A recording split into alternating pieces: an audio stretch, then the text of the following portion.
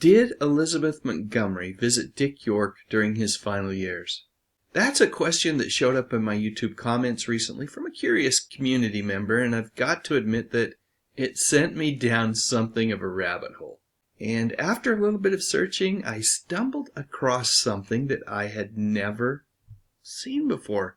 It was a super sweet story about Elizabeth Montgomery quietly visiting Dick York as he was nearing the end of his life. And the more I looked, the more I realized that this story started popping up all over the place just a few months back, especially on those classic TV fan pages over on Facebook.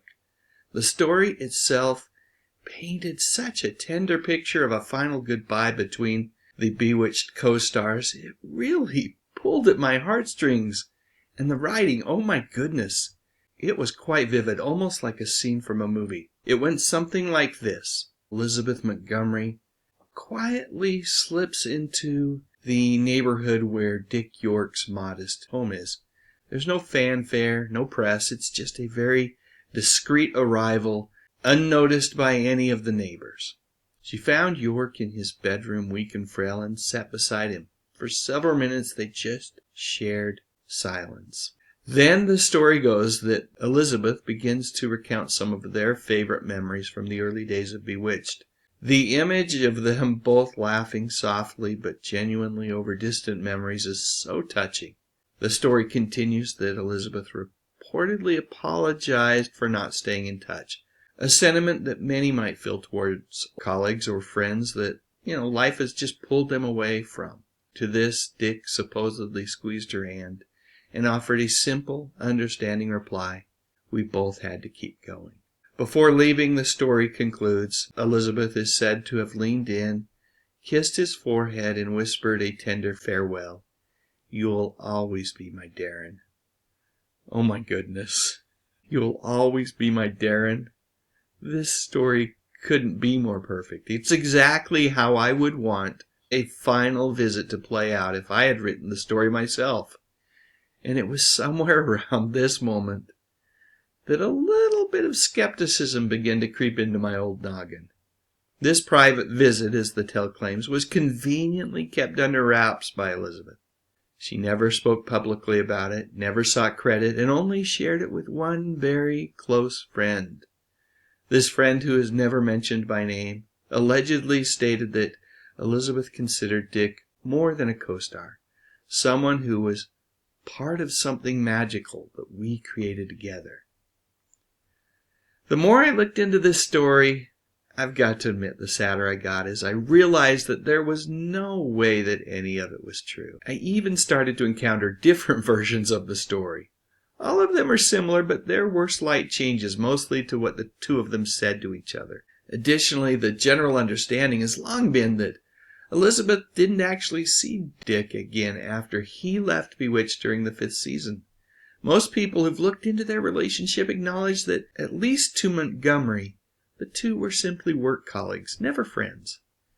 It's true that he felt some affection for her, but that just made her uneasy on set. When all is said and done, I had to conclude that this beautiful little story was nothing more than that, a story. Or better said, a shameless scam designed to capture a reader's attention and, more importantly, draw their eyeballs to any advertisements that might be located nearby on the webpage.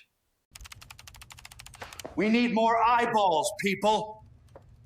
These ads don't sell themselves. And yes, the whole thing is sad and heartbreaking because it takes advantage of the fact that this is the ending and reconciliation that we all wish they'd had. Dick York's final years were truly tough. He faced serious health issues and financial struggles, which are well known. He had a really bad back injury in 1959. While filming, they came to Cordora, and it got worse during Bewitched, eventually forcing him to leave the show in 1969 after that 5th season. After that, he spent about 18 months, mostly in bed, battling his unending pain. And his acting career faded, leaving him in a difficult spot financially and physically. One can only imagine going from being a TV star to, as he put it, cleaning toilets. But even through all that suffering, Dick kept such a remarkably positive spirit. He once said, "I've been blessed. I have no complaints." And he put his energy into helping others, starting a nonprofit called Acting for Life, which was dedicated to helping the homeless.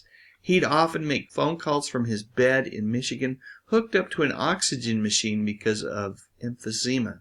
Dick York left us on February 20th, 1992, at the far too young age of 63, due to complications from his emphysema. You know, the story of Liz's final visit to her TV husband's bedside is indeed a beautiful thought.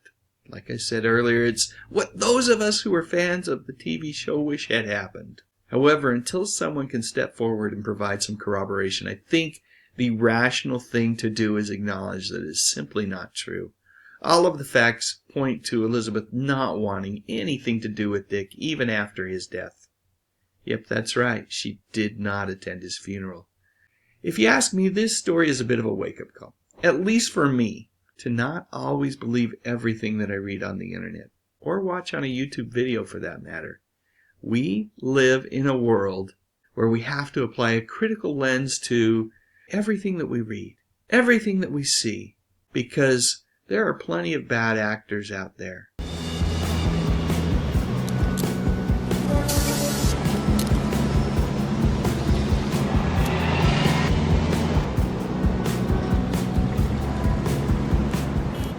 Now, with all that said, let's end on a positive note.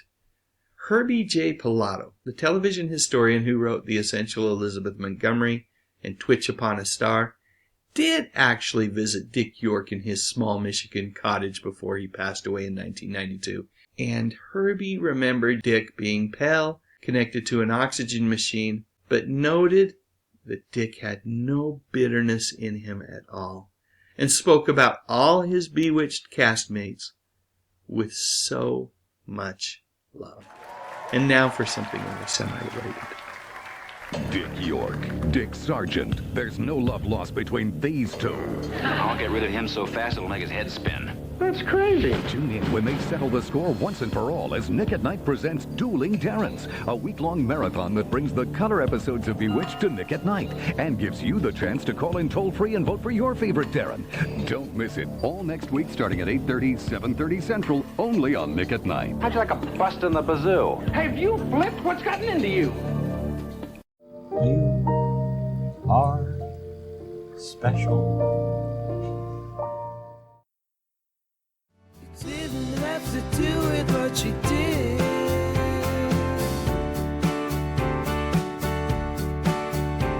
So thank you very much for your support, for your support, for your support.